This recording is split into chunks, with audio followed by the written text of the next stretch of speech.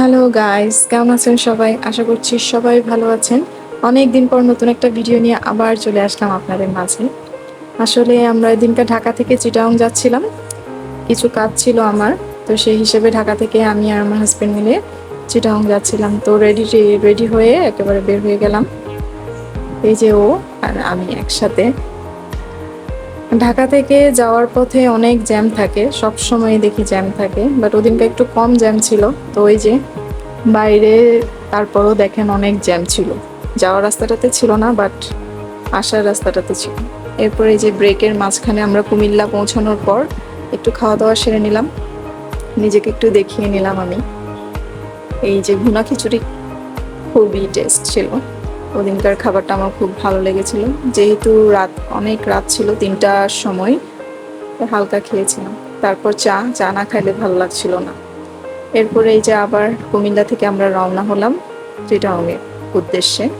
ওদিনকে মূলত সকাল বেলা ছিল আমাদের অ্যানিভার্সারি, প্রথম অ্যানিভার্সারি, বিয়ের প্রথম বছর যাকে বলে। তো সকাল সকাল পৌঁছাই মাত্র আমরা বের হয়ে গেলাম একটা জায়গার উদ্দেশ্যে, নতুন একটা প্লেস। হঠাৎ করে নাম শুনলাম, তো ও আর আমি মিলে ঠিক করলাম ঠিক আছে আজকে ওখানে যাওয়া যাক। তো যাওয়ার সময় রাস্তাটাও ছিল অনেক সুন্দর, রাস্তাটা আপনারা দেখতেই পাচ্ছেন। শাড়িও পরেছিলাম ওদিনকার, সাজগোজ ছিল, মোটামুটি সেজেছিলাম শাড়ি পরে একদম সুন্দর করে রেডি হয়ে। আমার বোনও ছিল সাথে, ওকে ছাড়া কোনোখানে তেমন যাওয়া হয় না। ওখানে চিটাগং গেলে ওকে নিয়ে প্রায় বের হওয়া হয়।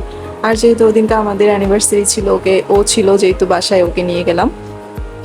আর রোডটা তো আপনারা দেখতেই পাচ্ছেন, রাস্তাটা খুবই খুবই সুন্দর ছিল। এই যে আমার বোন, এই হিলটা আমার অনেক পছন্দ, পাহাড়টা দেখতে খুবই সুন্দর লাগছিল দেখতে।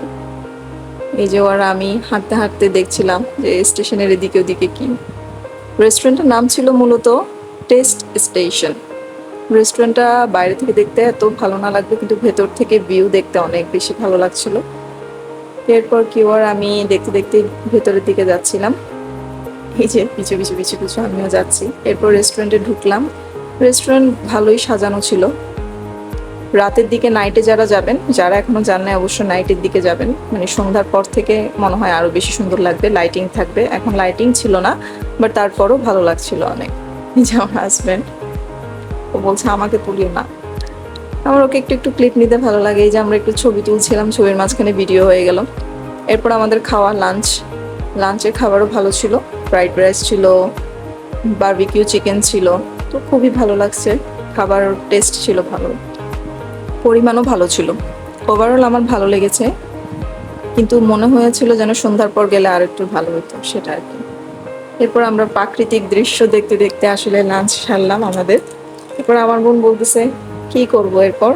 এরপর আমরা কিছু হালকা ফটোশ্যুট করলাম, আমি আরও কথা বলছিলাম, আমার বোন নিজে নিজে ফটোশ্যুট করছিল। তো এর ভিতরে দেখলাম অনেক মানুষজনের আসা যাওয়া ছিল, ভালোই ছিল জায়গাটা, প্লেসটা অনেক সুন্দর। তো ওদিনকার দিনটা এরকম করে করে মোটমাট খুবই ভালো কাটলো। সকালবেলা থেকে আমরা হয়তোবা গিয়েছিলাম যে তখন 12টা বাজছিল, মনে হয় দুপুর টাইমে গিয়েছিলাম, কারণ সকালবেলা তো ঢাকা থেকে এসে সকালে পৌঁছেছিলাম। তো বের হতে মোটামুটি দেরি হয়েছে, 11টা না 11:30টার দিকে বের হতে হয়েছে। এরপর আর কি, এই যে দেখেন ও আর আমি গল্প গুজব করলাম, অনেকক্ষণ সময় পাস করলাম। এরপর কিছু ভিডিও ক্লিপ নিলাম। এরপর আবার আমরা চলে আসছিলাম। আসা যাওয়া শেষ করে আবার সন্ধ্যার দিকে আমরা একটু আমাদের আশ্রমে গেলাম, অনুকূল ঠাকুর আশ্রম, আমাদের গুরুদেব। ওনার আশ্রমের উদ্দেশ্যে বের হয়ে গেলাম। আবার চেঞ্জ করে সুন্দর করে লাল শাড়ি পরেছিলাম ওদিনকার, যেহেতু আমার অ্যানিভার্সারি ছিল, ওই উদ্দেশ্যে আসলে আশ্রমে আসা। এই যে আমাদের আশ্রম, সৎসঙ্গ আশ্রম, অনুকূল ঠাকুরের, শ্রী শ্রী অনুকূল ঠাকুর। এরপর প্রার্থনা তখন অলরেডি শুরু হয়ে গিয়েছে যখন আমরা ভেতরে ঢুকেছিলাম। এই যে সবাই প্রার্থনা করছে, প্রার্থনা চলছিল। আমি একটু একটু ক্লিপ নিয়েছি, যেহেতু প্রার্থনার টাইম, বেশি ক্লিপ নিতে পারিনি। আমার হাজবেন্ড ওই পাশে বসেছে ছেলেদের ওখানে, আর আমি পাশে মেয়েদের এখানে বসেছিলাম। এই যে একটু করে তাও দেখা যাচ্ছে মেবি। পাঞ্জাবি পরেছিলাম, আমি শাড়ি পরেছি, দুজন পরে নবদম্পতির মতো আসলে আমরা বের হয়ে গেছি।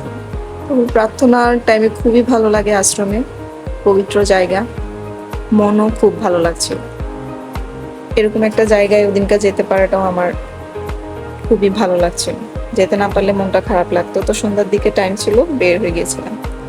এই যে আমাকে একটু দেখিয়ে নিলাম, লাল শাড়ি পরেছি, না দেখালে হয়, তো একটু সাজগুজু করে নতুন বউয়ের মতো বের হয়ে গেলাম।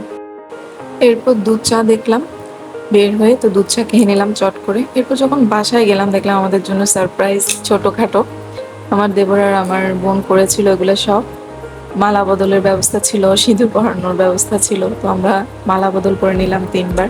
আরেকবার বিয়ে যাকে বলে, ছোট করে আরেকবার বিয়ে করে নিলাম একই মানুষ।